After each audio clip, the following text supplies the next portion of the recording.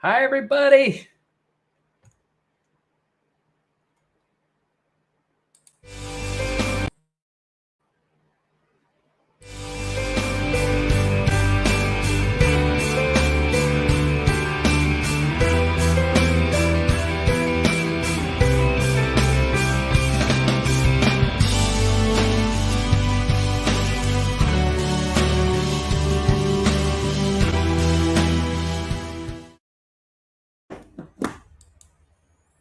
Welcome to another Vegan Primary Care live session.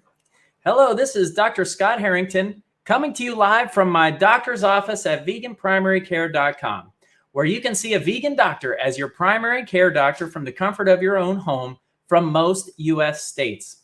If you happen to live in Florida, then I'm also open for in-person visits Fridays in Pinellas Park. Come see me, not just as a one-time consultation, but as your primary care doctor, someone who gets to know you and someone who can be your health advocate. Because I'm licensed in most US states, even if you move, you don't have to change doctors. If you are vegan, then get a doctor who gets you. If you haven't adopted a plant-based diet yet, you're still welcome to be my patient. But beware, a healthy vegan diet, exercise, and lifestyle changes will always be my first recommendation. My goal is to help you take control of your health, and through the power of a healthy lifestyle, we will work to heal your chronic conditions, with the ultimate goal of helping you come off your chronic medications. For my patients who cut out animal products altogether, you will not only be helping yourself feel better, but you will also do your part to stop animal suffering and to decrease your impact on the environment. Hey, let's do this. Remember that this content is for educational and entertainment purposes only. This video is not intended to take place of your own doctor's advice. Okay, we are now streaming to multiple platforms live and ready to take your questions. Okay, we got several folks on. Hello, Jacqueline Rose, Ramondo, how are you doing? Good to see you.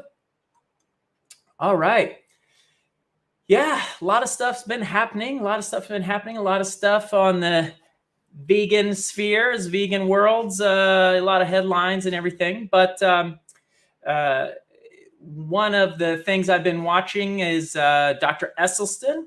Dr. Esselstyn did a recent video where he really went into detail on endothelial health, the lining of our arteries, which I really, really enjoyed. And Jacqueline says, much love from PCRM.org. All right. Absolutely. Thanks, Jacqueline. And so, yeah, if you haven't done it, watch, search Dr. Esselstyn and endothelium. He gives a good lecture on endothelial health, very thin lining on the inner aspect of the arteries that relates so many aspects of our health. If you don't have vascular health, you have poor health. So as we age, the endothelium has less nitric oxide ability to produce nitric oxide and dilate the arteries as it relates to your blood pressure and being responsive to your activities. Endothelium will release nitric oxide. So as a part of his reversing coronary artery disease, with his patients, he has the longest running coronary artery disease reversal study. And he had his patients consume nitrate-rich vegetables, nitrate-rich greens several times a day, 6 times a day, in fact, to constantly bathe the lining of the arteries with nitric oxide to help dilate the arteries. And in doing so, reduce some of the problematic aspects of blood pressure and helping the vascular health. Yes, Jacqueline says, heart disease is the #1 killer in the USA and can be reversed with a plant-based whole food diet. Absolutely. It's the only diet that has been shown to do that. That's why when people ask me, do you practice evidence-based medicine? I say, heck yeah. Evidence-based medicine, vegan diet is the most evidence, has the most evidence in terms of cardiovascular health. And not only that, is shown to help potentially reverse coronary artery disease. All right. Okay. Karen Hodgen says, hey, thank you. Love from the PCRM doctors. I appreciate their stance on health and diet. Thanks for putting that in, Karen. Good to see you. So if you have a question, if you have, if you want to know more information about the whole food plant-based diet or about vegan diets, let me know. Put it in the comments. Or one of the things you can do is introduce yourself. Let us know where you're hailing from. Put it in the comments, and I'll mention you here in the talk. So one of the things that I recently asked folks, because greens are such an important aspect of cardiovascular health, one of the things I recently asked my Get to Your Goal weekly free meeting, weekly weight loss meeting, I asked the folks in there, what is your favorite leafy green vegetable and which one is your least favorite? And one of the answers I got over and over again was spinach. Spinach seems to be the one that people tolerate the most in terms of taste and texture, and it can be blended into smoothies and this sort of thing. That people tend to be able to like spinach, and spinach does have high nitrate content. So that tended to be the one that people like the most. What people tended to say was not their favorite green was the curly leafed, harsh lettuce, the very, very tough lettuces. There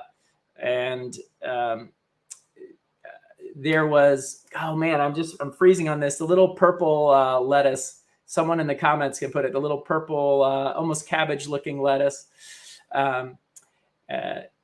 And of course, kale being some very tough to eat through. Derek Sentiment had recently put out a video about kale, and it was the massaged kale salad. And radicchio, thank you, Kathy Tarr. Radicchio, that was one that wasn't making the top of people's list. So Derek Sentiment, he gave the instructions on how to do the massaged kale salad, and I was pretty impressed because he was in there and he did kind of like a time lapse, and he shows him crushing the lettuce and literally massaging it, the kale. He was massaging it, and he massaged it for a full 3 minutes, which can seem like an eternity of when you're trying to prep a salad or something. But by massaging it, it kind of makes it more palatable.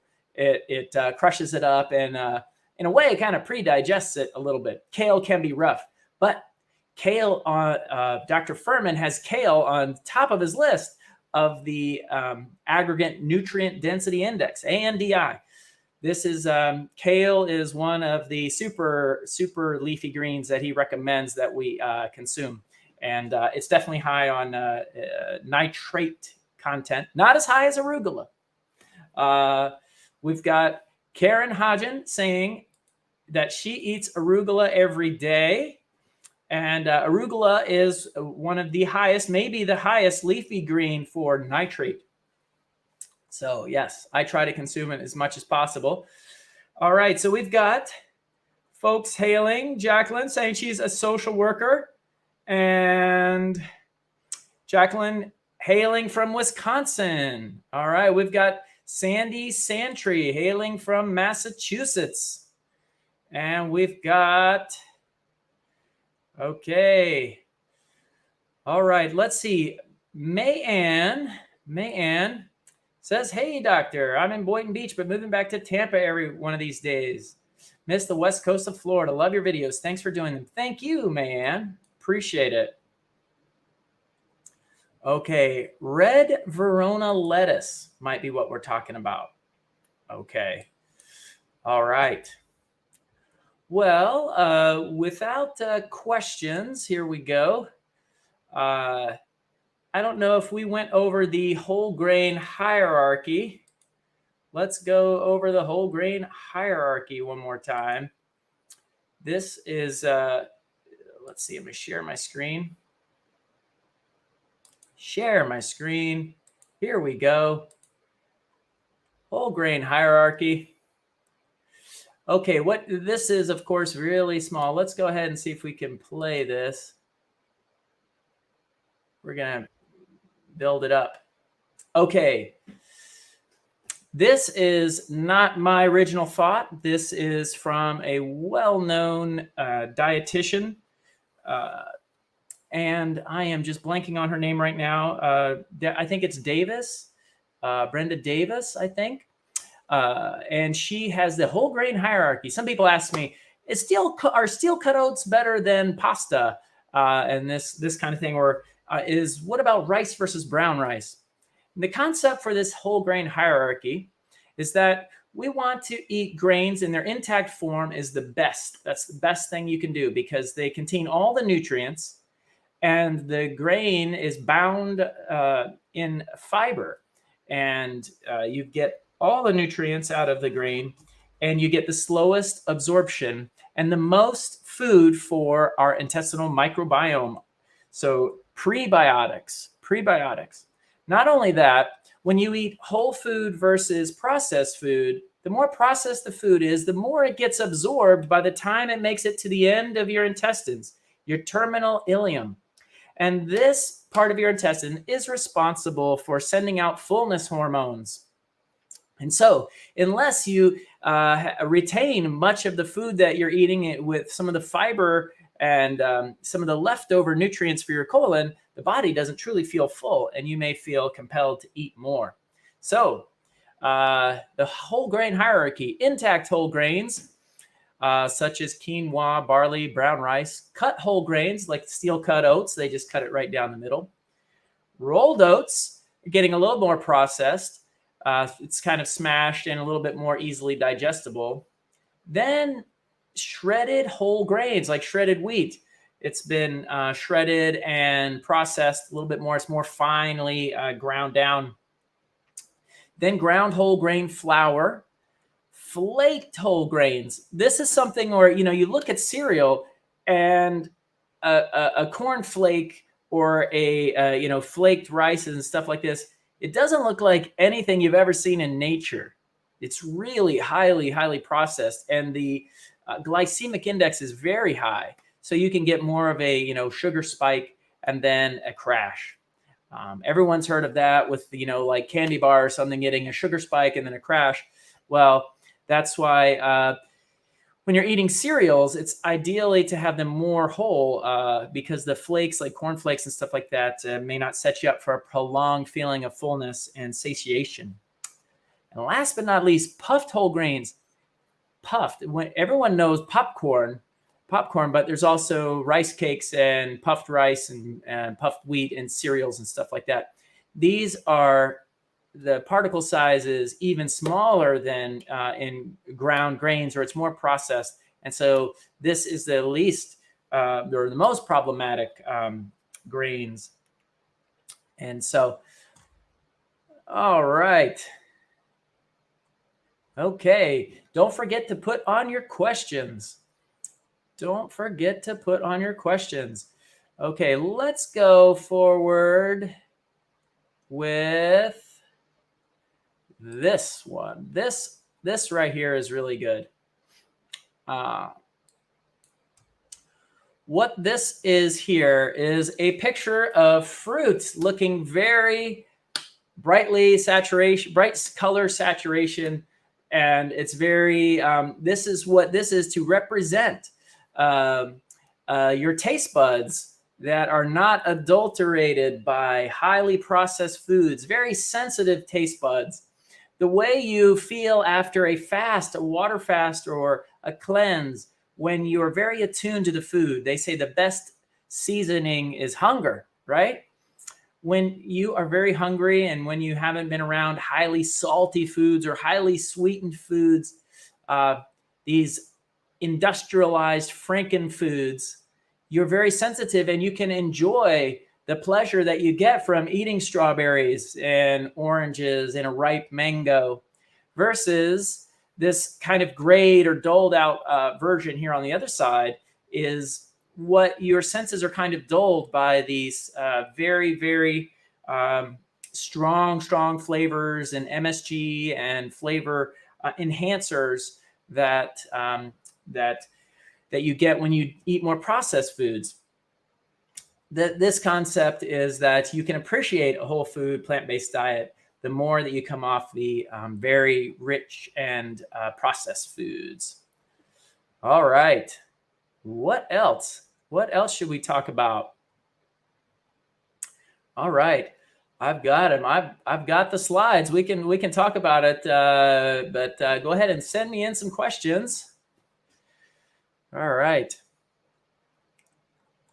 Let's go here. Let's go. All right. Okay, let's go for calorie density. This is a very standard slide here. This is the slide basically kind of stolen straight from Forks Over Knives. The concept is when you eat a whole food plant-based diet, the calorie density is very low.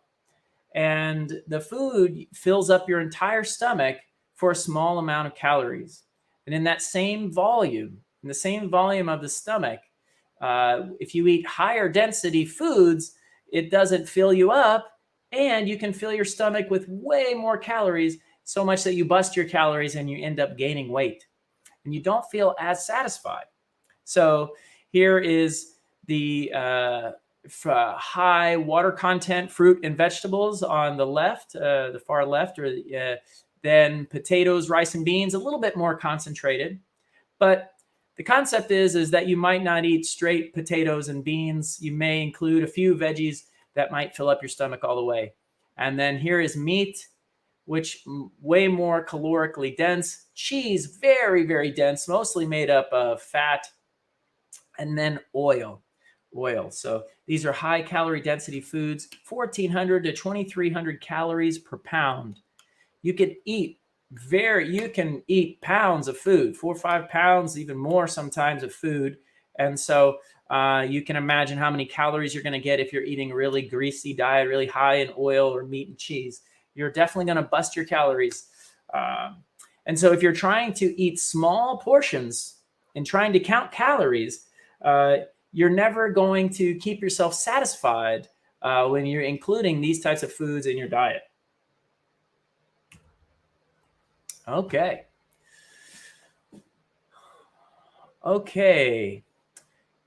So let's go back to just me on the screen. Okay. We've got some folks have mentioned some questions here.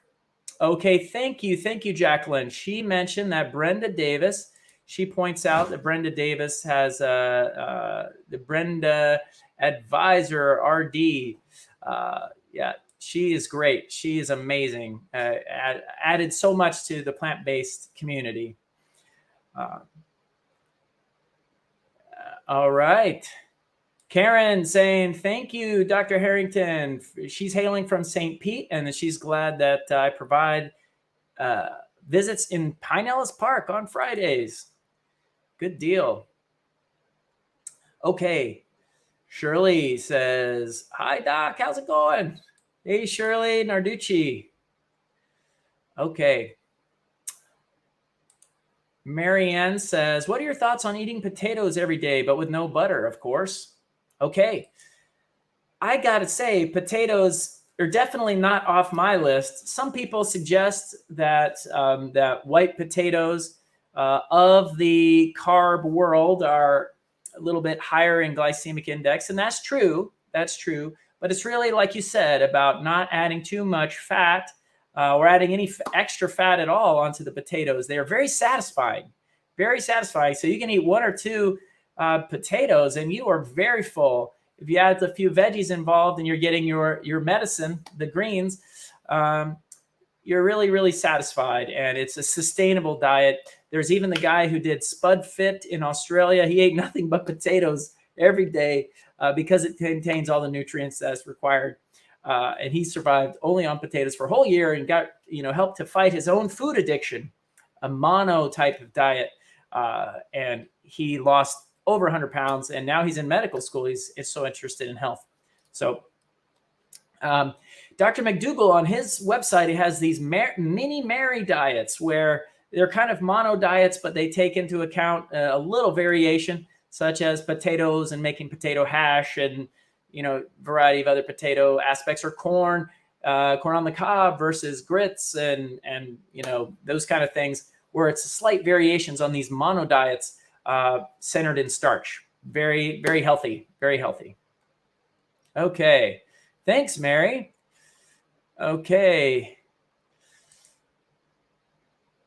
Jacqueline Rose Ramondo says, talk about the use of vegan diet to keep your body alkaline. Okay. Sure, Jacqueline. When I'd always heard this thing about acid and base, and, I honestly, years ago, I kind of thought it might have been a little bit of hocus pocus, or, the body's very amazing at maintaining homeostasis, maintaining your temperature at a certain temperature, maintaining your pH at a certain pH, and on and on and on with all these myriad of biologic processes. But this is very mainstream, actually. It's just not something they talk too much about in medical school. And when you look on the My Food Data database from the U.S. government, they rate the fruits and vegetables and foods with a PROW score. PROW, and I'm forgetting off the top of my head what the PROW stands for, but it's acid load. I think it might be protein related acid load, maybe protein related acid load. And so in general, animal proteins create a negative acid load. And in general, proteins that are more animal based tend to provide a positive acid load. And there are some in the middle that are really strong. Plant proteins like beans and soy may provide a small amount of acid load. So when you eat these foods and the kidneys have to excrete or have to deal with an acid load in the system, the way they do it is by buffering. If you're a chemistry buff, you know that most biological systems contain buffers. Buffers, what they do is they help your body to maintain a certain amount of pH, a certain pH. And so the way the body buffers acid is with its calcium reserves, the phosphorus and calcium reserves in the skeletal bones. And so this PROW, or the acid load from these proteins, is the reason why animal-based protein diets have higher rates of kidney stones, because the body has to release the calcium. The calcium is excreted in the urine, and then it precipitates out. It creates stones inside the urinary system. So this is a very important subject, and this is the reason why that you can get kidney stones from eating a diet rich in meat and dairy fat and that kind of thing. Great question, Jacqueline. Okay.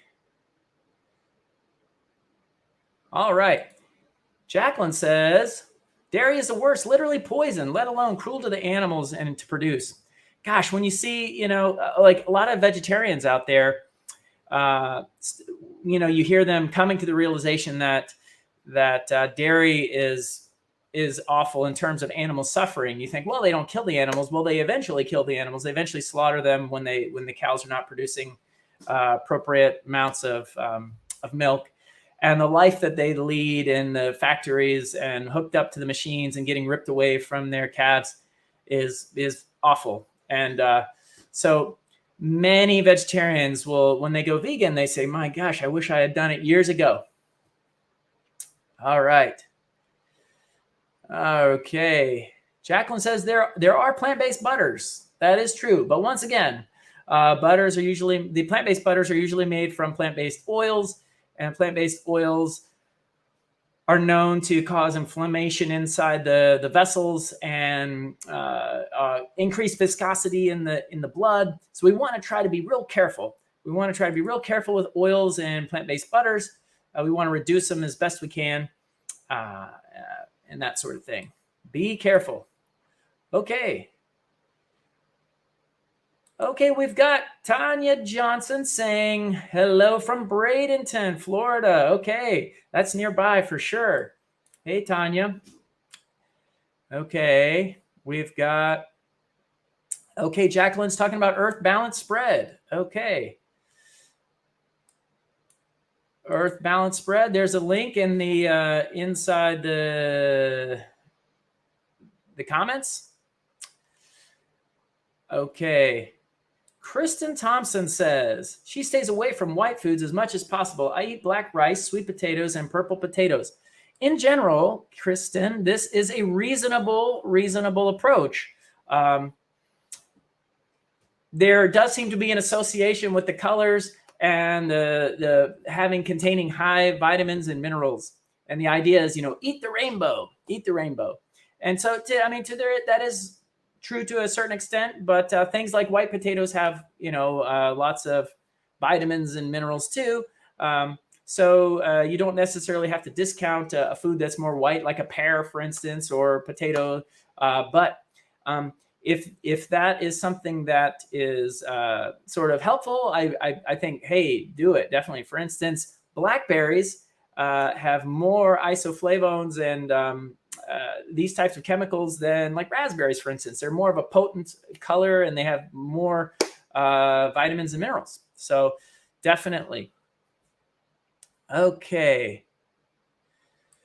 Okay, Karen Hodgins says, I highly recommend the movie The Martian and Matt Damon. He lived on potatoes while he was stranded on Mars. Wonderful movie. The movie is great for preteens and teens. It is a great movie with a positive view of science and cooperation. Yes, I think that is kind of interesting because the food that they chose on that movie was potatoes, because it has been proven that you can live on it for a prolonged amount of time, and it made it into Hollywood. I just wonder if Dr. McDougall was consulted on the movie, and if he got a chance to talk to Matt Damon and all the crew. That sounds like that would be cool. Who knew, right? Who knew? I wonder if he got contacted. All right. Okay, Tanya says, if you're going to have oil, is there one that's better than the other? So this sort of form of question is like, come on, is oil okay? I mean, is one better than the other? Well, olive oil, extra virgin olive oil is better than regular olive oil versus an olive oil that's been heated and has more of the nutrients stripped from it. But the difference is very small. You really shouldn't think about having one healthy oil and all the other oils are not healthy. In general, they're all have bad health effects. You want to limit the oils, especially coconut oil. That's more solid at room temperature. It has a higher percentage of saturated fat. So yes, the polyunsaturated, monounsaturated fats are more health promoting than saturated fat. And so you want to stay away from oils that are more solid at room temperature. The tropical oils, the tropical fats, the coconut oil, palm oil, and cocoa butter. And these tropical fats make their way into foods like peanut butter so that they can make it no stir peanut butters. They make it solid at room temperature and you don't have a layer of oil sitting on the top. The saturated fat is really bad for you. So you want to avoid these types of things. Look for natural butters, natural nut butters. So yes, I guess there are oils that are healthier than the other, but in general, think about them as liquid fat. A moment on the lips, lifetime on the hips. It's fat is easily absorbed. And in general, you try when you're eating a whole food plant-based diet, and if you're not adding additional oil, you can try to get your macro ratios 80% carbs, 10% oils, and 10% fats, and 10% proteins. Now, I don't recommend in general trying to be counting your macros and stuff all the time, but when you're doing it right, that's about the ratio that you get. All right. Okay. Jacqueline says that she uses grapeseed or avocado oil. But as Scott said, try to eliminate them. Try to do your best to eliminate them. Okay. All right. I want to say thank you, everybody, for your cooperation and participation today. If you have other questions, send them to me on the DMs and let me know how I can help you out. You know, it's always a good idea to go ahead and start. If you're thinking about going vegan, just jump right in and start. There's lots of vegan resources out there. There's some on my website. There's the PCRM's 21-day Kickstart is a great vegan Kickstarter program. Just don't wait. Start today. You'll be happy that you did. Go vegan. Until next time, see you next Wednesday.